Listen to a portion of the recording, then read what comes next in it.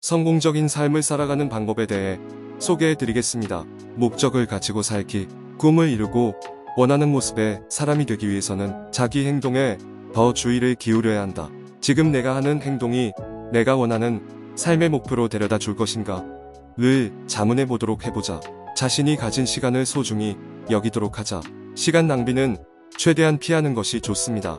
가만히 주말에 앉아 핸드폰을 보는 대신에 취미 활동을 하거나 새로운 친구를 사귀거나 사랑하는 사람과 같이 시간을 보내도록 하자.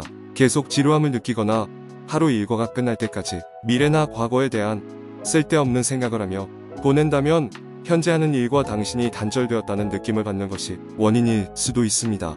자신의 열정이 무엇인지 알기, 성공을 이루기 전에 먼저 당신에게 있어 성공이 무엇인지를 정해내릴 필요가 있습니다.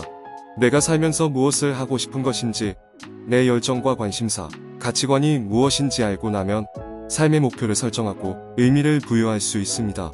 이런 것들을 스스로 알아내는 것이 어렵다면 친구나 가족에게 도움을 요청해보는 것도 좋은 방법입니다.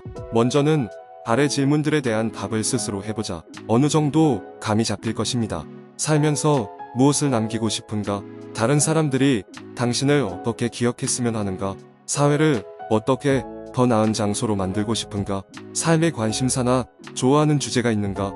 예를 들면 학교에서 공부하는 게 즐거웠던 과목을 떠올려 보도록 하라. 그리고 그 과목들을 왜 좋아했는지를 스스로에게 물어보라. 목표와 성취 방법에 대한 목록 작성하기. 단기적 목표와 장기적 목표 둘 다 목록에 포함시키도록 합니다. 또한 직업적 목표와 경제적 목표를 넘어 더 크게 생각하도록 하며 개인적 목표, 자기개발, 인간관계 목표, 살면서 경험하고 배우고 싶은 것들을 모두 생각해봅니다. 그리고 타임라인을 그려 언제 목록의 목표를 달성하고 싶은지를 정해보도록 합니다. 스마트 목표 세우기, 구체적이고 측정 가능하고 성취 가능하고 원하는 것과 관련이 있고 시간 제한이 있는 목표를 세우도록 합니다. 책임감 유지하기, 계획을 세우는 것만으로는 충분치 않습니다. 자기 말을 지키는 것도 중요합니다. 다른 사람에게 무엇을 할 거라고 말을 했다면 그냥 해라.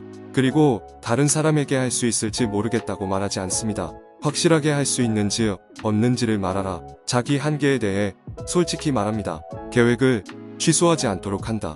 그리고 같은 사람과 한 약속을 2차례 연속으로 취소하지 않습니다.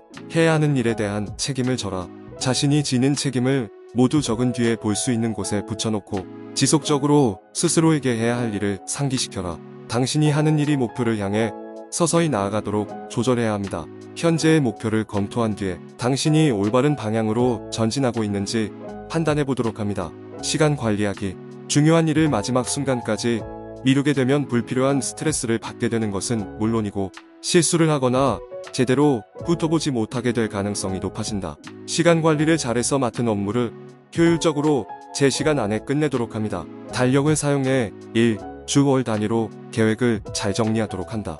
스마트폰에 알람을 맞춰 시간 관리를 더 효율적으로 해보도록 합니다. 하루 동안 해야 할 일을 목록으로 작성한 뒤에 일을 끝낼 때마다 할 일을 지워나가도록 한다. 그러면 동기부여가 되며 더 정리된 하루를 보낼 수 있습니다. 자기 삶을 타인의 삶과 비교하지 않기.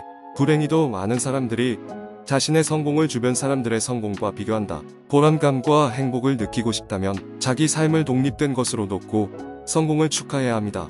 많은 사람들이 자기 삶의 저조한 시기와 타인의 삶의 성공적인 시기를 같은 선상에 놓고 비교하곤 합니다. 다른 사람의 삶이 아무리 성공적인 것처럼 보여도 누구나 힘들고 어려웠던 시기, 비극적인 순간을 겪은 적이 있습니다.